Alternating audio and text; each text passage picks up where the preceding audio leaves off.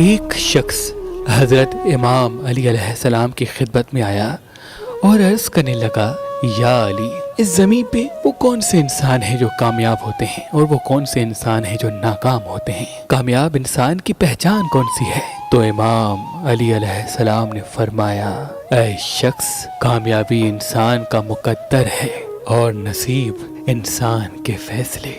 یاد رکھنا، اس زمین پہ صرف 7 قسم کے انسان رہتے ہیں۔ جو جتنا وسیع سوچے گا، دور تک سوچے گا، گہری منصوبہ بندی کرے گا، وہ اتنا کامیاب و کامران ہوگا۔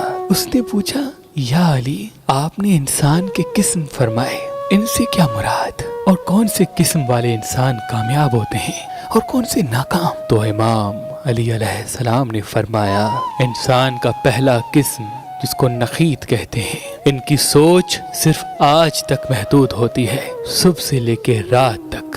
یہ کمانا ہے، یہ کھانا ہے، یہ لینا ہے، یہ ملنا ہے، یہ دینا ہے۔ دن گزرتا ہے، وہ بغیر کسی منصوبہ بندی کے سو جاتے ہیں اور پھر صبح اٹھتے ہیں اور اپنا دن گزار دیتے ہیں۔ یہ دنیا میں کبھی کوئی مقام حاصل نہیں کرتے اور مرنے کے بعد نہ ہی ان کا نام باقی رہتا ہے۔ دوسرا قسم ولاپ، اس قسم کے انسان 7 ایام کی منصوبہ بندی کرتے ہیں کہ اس طرح سے جینا ہے۔ اپنا وقت اور اپنے فائدے کو صرف آج میں نہیں دیکھتے بلکہ دنوں میں دیکھتے ہیں۔ یہ انسان پچھلے والے انسان سے آگے تو بڑھتے ہیں لیکن صرف خوشحالی تک۔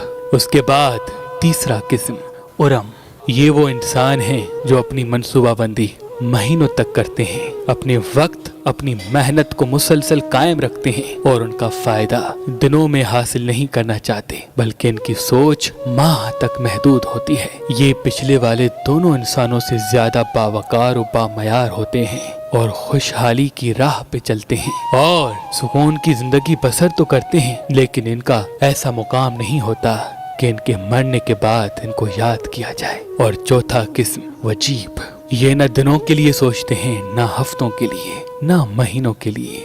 ان کی سوچ سال تک محدود ہوتی ہے کہ جو کاروبار کر رہے ہیں، جو کام کر رہے ہیں، ان کا فائدہ مجھے 1 برس کے بعد ملے گا۔ اور ایسے لوگ امیر ہو جاتے ہیں، دوسروں کو دینے لگتے ہیں، ان کا ہاتھ کبھی تنگ نہیں ہوتا اور ان کے پاس دنیا کی ہر خوبصورت چیز خریدنے کی طاقت بھی ہوتی ہے، لیکن مرنے کے بعد ان کو بھی یاد نہیں کیا جائے گا۔ 5واں قسم مشیب، یہ انسان سالوں کا سوچتے ہیں کہ 15 سال، 25 سال، 30 سال کے بعد میں رہوں یا نہ رہوں، لیکن میرے بعد میری اولاد خوشحال رہے، کامیاب و کامران رہے۔ ان کی سوچ اور ان کے افعال اور ان کے فیصلے آنے والی نسلوں کے لیے ہوتے ہیں اور ان کے پاس دنیاوی دولت اتنی ہو جاتی ہے کہ جن کو شمار کرنا ناممکن ہوتا ہے، اور مرنے کے بعد ان کی اولاد ان کو یاد کرے گی اور زمانے میں ان کا نام باقی رہے گا۔ اور انسان کے چھٹے قسم کو صالحین کہتے ہیں۔ ان کی منصوبہ بندی نہ دنوں تک قید ہوتی ہے، نہ ہفتوں تک، نہ مہینوں تک، نہ سالوں تک۔ یہ اپنی آخرت کو دیکھ کے چلتے ہیں کہ ہم ایسے اعمال کریں جس سے ہماری قیامت سرخرو ہو، جس سے ہماری جنت کا مقام باوقار و بامعیار ہو، اور ان کا ہر فعل اسی بات پر مبنی ہوتا ہے۔ یہ اپنی دنیا گوا کے اپنی آخرت کو خرید کرتے ہیں، تبھی اللہ نہ ان کا دنیا میں نام مٹنے دیتا ہے اور نہ ہی ان کو آخرت میں رسوا کرتا ہے۔ اور انسان کے 7ویں قسم کو عالین کہتے ہیں۔